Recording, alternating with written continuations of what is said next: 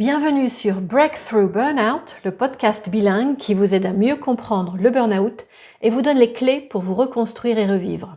Je suis Florence Parot, sophrologue, coach, auteur, spécialiste du burn-out et ex-burnouté.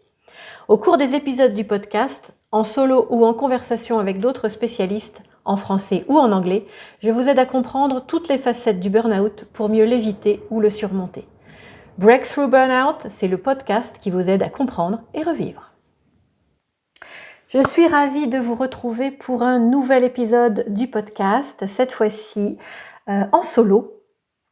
Et je voulais vous parler d'un de mes sujets de prédilection, d'une de mes spécialités qui est le sommeil, et tout particulièrement le sommeil et le burn-out, c'est-à-dire le sommeil avant un burn-out, pendant un burn-out, après un burn-out, quelles sont les caractéristiques et qu'est-ce qu'il faut faire justement pour mieux dormir dans tous ces cas-là. Parce que quand on parle de burn-out, bien sûr, on parle d'épuisement, de fatigue. Et donc, la première solution, bien sûr, pour récupérer, c'est le sommeil, c'est le fait de se reposer. On arrive vraiment là sur des basiques, mais auxquels il est indispensable de penser et pour lesquels, des fois, il faut savoir quoi faire parce qu'on peut vouloir, par exemple, dormir plus, mais ne pas y arriver. Alors, parlons d'abord du sommeil avant le burn-out, c'est-à-dire si vous êtes dans une phase où, potentiellement, vous pourriez aller vers un burn-out. Alors, comme je vous l'indiquais dans un des premiers épisodes du podcast, il y a beaucoup de signes qui peuvent vous montrer que vous êtes à risque de burn-out. Mais le sommeil en est un. Alors, évidemment, si vous étiez déjà insomniaque avant, du coup, ça ne se voit pas beaucoup, évidemment. Mais si vous dormiez correctement avant et que vous commencez à avoir des soucis de sommeil, alors peut-être que vous avez du mal à vous endormir ou que vous vous réveillez plusieurs fois dans la nuit, assez souvent. Mais la caractéristique finalement que je retrouve le plus souvent chez les personnes qui sont à risque de burn-out, c'est le fait de se réveiller très tôt avec le cerveau qui tourne déjà à 200 à l'heure. C'est par exemple, vous vous réveillez d'habitude vers 7 heures du matin, voilà, plus ou moins facilement, mais c'est votre heure. Et puis là, d'un coup, eh bien vers 5 heures, 6 heures, paf, vous êtes réveillé, mais alors, les yeux qui s'ouvrent, boum, d'un coup presque, comme si quelqu'un venait, tout remettre en route. Et vous avez tout un tas d'idées qui tournent dans la tête. Tiens, il faut que je fasse ça, il ne faut pas que j'oublie ça. Ah oui, tiens, il faut que je pense à aller là, etc. Et c'est assez régulier, c'est-à-dire que ce n'est pas une seule fois, ça devient de plus en plus souvent, voire tous les jours, surtout en semaine. Si votre cerveau comme ça se met à mouliner en mode action, très tôt les matins, de plus en plus souvent, c'est vraiment un signe qu'il est temps de faire quelque chose et que si d'autres signes sont présents, vous pourriez être à risque de burn-out. Si par ailleurs vous avez un emploi du temps très plein, que vous êtes à fond dans tous les sens et que ça fait longtemps que ça dure, alors c'est probablement un des signaux d'alerte les plus forts. Du coup, dans ce cas-là, que faire ? Alors, une solution vraiment intéressante et relativement simple, c'est de faire des micro-pauses. Alors les micro-pauses, c'est quoi ? C'est des pauses d'1 minute. Ça peut être de 30 secondes à 2 minutes, plusieurs fois dans la journée. Alors bien sûr, vous pouvez faire des pauses plus longues, au contraire.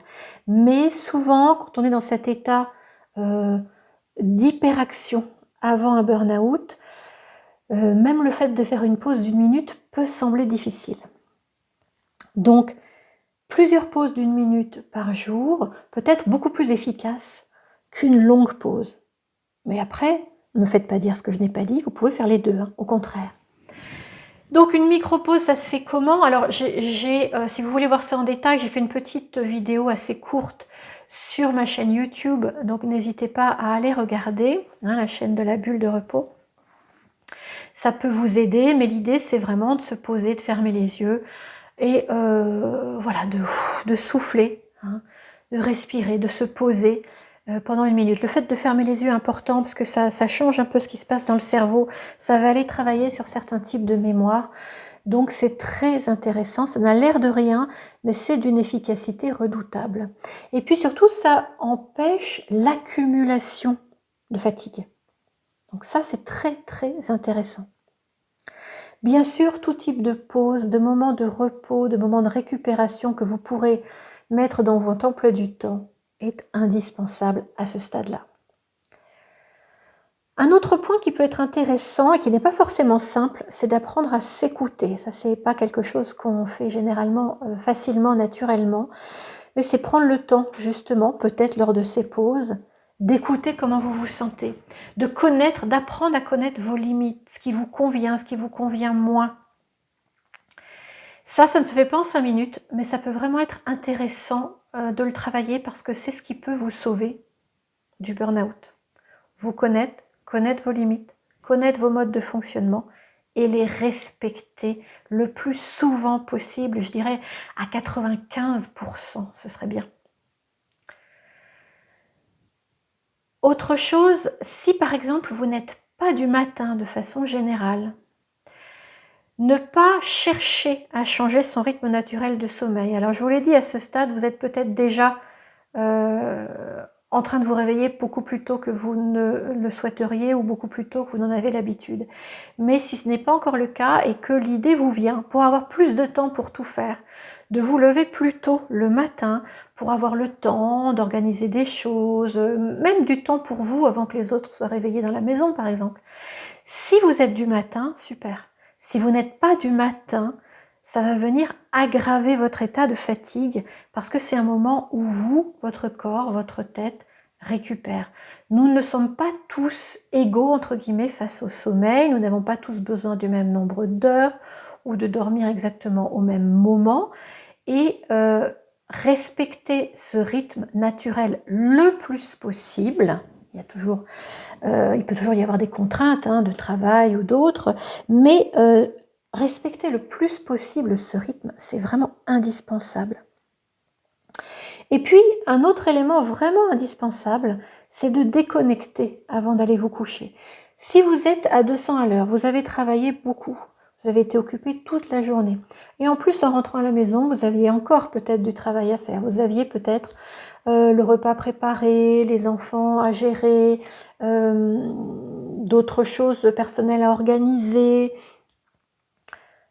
plein de choses qui sont venues s'accumuler. Donc en fait, vous êtes à fond les manettes, mettons jusqu'à 23h par exemple. Et à 23h, vous vous dites, bon là, il faut que j'aille me coucher. Mais en fait, vous étiez encore dans un rythme extrêmement élevé, voire en train de travailler. Et vous allez vous coucher dans les minutes qui suivent sans avoir pris de temps de pause entre, de temps un petit peu d'espace tampon, j'allais dire, un endroit finalement dans le temps où vous pouvez déconnecter parce que non, nous ne sommes pas des machines, il n'y a pas un bouton où on peut appuyer off, c'est bon, je dors. Il y a quelques personnes qui trouvent le sommeil très facilement, mais si vous êtes dans un état d'hyperstress, d'hypertravail à l'heure actuelle, ça m'étonnerait que ce soit le cas ou que ce soit encore le cas pour vous. Donc, aller vers le sommeil avec plus de calme en le préparant, ça ne peut que être bénéfique. Donc en général, ce qui est conseillé, c'est de déconnecter de tous les écrans au moins 1 heure avant d'aller vous coucher. Alors, de façon générale, je recommande souvent 1 demi-heure, mais là, si vous êtes dans un état de risque fort de burn-out, pousser à 1 heure, c'est vraiment vous rendre service. Pas d'écran, pas de travail. Trouvez quelque chose d'agréable à faire, quelque chose qui vous plaise, qui soit tranquille. Ça peut être lire un bon bouquin, alors pas sur une liseuse, parce que c'est aussi un écran, papier, un livre, un magazine, ce que vous voulez. Ça peut être tout autre chose, ça peut être dessiner, méditer, faire quelque chose qui vous plaît et qui vous permet dans un état relativement calme. Donc ça, c'est vraiment important, et je dirais que ça reste vrai finalement tout le temps, mais ça l'est encore plus là si vous voulez avoir un sommeil de qualité suffisante, parce que si votre sommeil commence à vraiment ne plus être aussi bon, le risque de burn-out se met à s'amplifier très très rapidement. Tout va s'accélérer. Si, par contre, vous êtes déjà, du coup, en burn-out, et vous êtes dans cette phase d'épuisement complet, total, vous êtes à la maison, vous êtes en récupération, alors là, en général, bien vous dormez beaucoup plus. Bien sûr, non seulement vous avez le temps, mais comme tout a lâché, finalement, le corps est tellement épuisé, vous dormez même peut-être en journée. Mais, vous l'aurez remarqué, ce sommeil n'est pas de bonne qualité. Et vous vous réveillez tout aussi fatigué. Et ça, j'allais dire dans le meilleur des cas, ça va durer plusieurs mois, il faut le savoir. Le sommeil, en tout cas la récupération qu'apporte le sommeil ne va pas revenir du jour au lendemain. Mais il y a moyen d'améliorer les choses, j'allais dire d'adoucir les choses. Parce qu'effectivement, se réveiller en pleine nuit avec des cauchemars, avec des crises d'angoisse, c'est pas l'idéal et ça n'est pas plaisant. Donc, qu'est-ce qui peut vous aider à avancer, non pas plus vite, parce que se remettre d'un burn-out ne peut pas être accéléré, mais en tout cas mieux. Tout d'abord, peut-être vous tourner vers une technique qui puisse vous aider à vous détendre, à vous calmer et à rétablir le sommeil, comme à reprogrammer le sommeil. Alors bien sûr, je suis sophrologue, donc je vais vous dire que la sophro, c'est super pour le sommeil, c'est vrai. Il y a beaucoup de cliniques du sommeil, en France notamment, hein, où il y a des sophrologues qui vont travailler avec le reste de l'équipe sur ces sujets-là. Donc des techniques comme la sophrologie peuvent vraiment vous aider à vous calmer l'anxiété de façon générale, que ce soit de jour ou de nuit, et reprogrammer le sommeil. Mais si pour une raison quelconque, la sophrologie, c'est pas votre truc, et vous avez le droit, ça peut être l'hypnothérapie, ça peut être du yoga nidra, ça peut être de la méditation, ce que vous voulez, mais faites-vous aider. Bien sûr, il y a plein de choses que vous pouvez trouver en ligne à l'heure actuelle, c'est vrai, mais surtout n'hésitez pas, si ça ne passe pas, si c'est vraiment compliqué, à vous faire aider par un professionnel, parce que là, rétablir un sommeil vraiment de qualité, c'est indispensable pour la suite, parce que sinon le risque est de ne pas pouvoir sortir vraiment complètement du burn-out, bien sûr. Alors, ce moment de burn-out, c'est aussi un moment où vous pouvez faire des siestes plus longues que d'habitude, parce que de façon générale, il n'est pas conseillé de faire des siestes de plus de 20 minutes, parce qu'à ce moment-là, on rentre en sommeil profond, donc ça peut avoir un impact sur le sommeil de la nuit, ça peut être déstabilisant si vous vous réveillez en milieu de cycle, etc. Mais lorsque vous êtes en burn-out, ou en maladie longue, ou en fatigue chronique, etc., bien évidemment, il faut dormir, et donc vous pouvez, l'après-midi, en plus du sommeil de nuit, faire une sieste beaucoup plus longue, 1 à 2 cycles de sommeil. Donc un cycle de sommeil, c'est 1h30. Donc oui, vous pouvez, si c'est ce que vous ressentez, faire une sieste d'1h30, voire de 3 heures, surtout les premiers mois. Hein, ne pas hésiter, pour pouvoir petit à petit amener une récupération. Pensez que vous avez travaillé à un rythme effréné, en général, pendant des années. Donc, dormir beaucoup plus, nuit et sieste, pendant quelques mois, il faut au moins ça pour récupérer de toute cette fatigue. Et de façon générale, c'est prendre le temps de vous poser, de vous reposer. Alors là, vous êtes en burn-out, vous êtes vraisemblablement en arrêt de travail, en tout cas je vous le souhaite. Et donc, c'est vrai que c'est forcément du repos. Mais se reposer pendant des mois, c'est très compliqué en fait. Et on pense au corps, mais pensez aussi à reposer la tête, le cerveau. Hein. Donc, c'est bien sûr qu'il y a des moments de sommeil, de sieste, de pause tout simplement, de différents types, mais ça peut être aussi aller marcher calmement dehors. Alors attention, on ne parle pas d'aller préparer un marathon, mais de faire une petite balade de 5-10 minutes. Au début, ça suffit largement, les tout premiers mois, mais allez, voilà, peut-être au contact de la nature, vous asseoir dans la nature, trouver des choses agréables pour vous, des choses qui vous font plaisir, qui soient simples, que vous puissiez encore faire tranquillement, mais à votre rythme, et des choses qui vont permettre finalement au corps et au cerveau de se poser et de se régénérer. Et ensuite, vous me direz, après le burn-out, une fois que vous allez mieux, une fois que vous pouvez retravailler, une fois que les choses se remettent en place, est-ce que le burn-out peut laisser des séquelles sur le sommeil? Alors, c'est possible, surtout si vous n'avez pas suivi les conseils que je viens de donner et si vous n'avez pas été accompagné pendant votre burn-out, si vous n'avez pas travaillé, j'allais dire, avec un spécialiste au niveau du sommeil, de l'anxiété, etc. D'apprendre finalement à se détendre, d'apprendre à fonctionner différemment. Je dirais que se remettre d'un burn-out, il y a beaucoup d'éléments, mais un des éléments importants, c'est finalement apprendre à revivre, refonctionner différemment. Ça ne veut pas dire moins bien, ça ne veut pas dire plus lentement, enfin au début oui, mais pas à terme, mais c'est repenser sa façon de travailler, sa façon de gérer son quotidien et de s'organiser. Donc si ça c'est fait, il y a de grandes chances qu'au bout d'un moment vous soyez en capacité de dormir profondément, de récupérer. Mais ce qui est peut-être une petite trace, j'allais dire, du burn-out que vous allez garder, je l'entends chez énormément d'ex-burnoutés, c'est le fait de garder une difficulté à se réveiller le matin. Et je vous avouerai même que moi, même 30 ans après mon burn-out, j'ai toujours cette difficulté. Ceux qui me connaissent le savent et je les entends rire d'ici.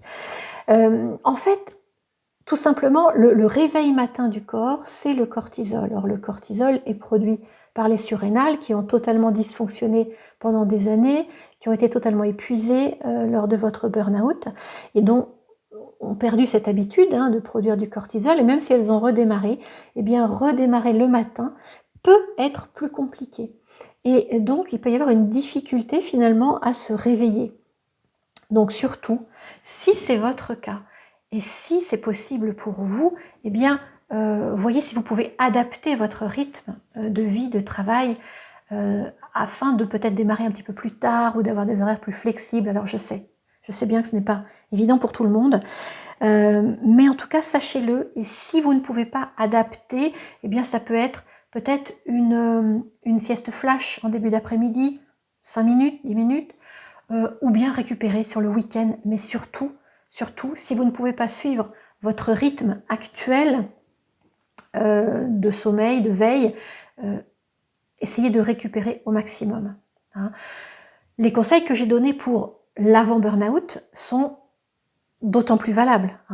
Des micro-pauses dans la journée, apprendre à s'écouter, déconnecter 1 heure avant d'aller au lit, tout ça est indispensable.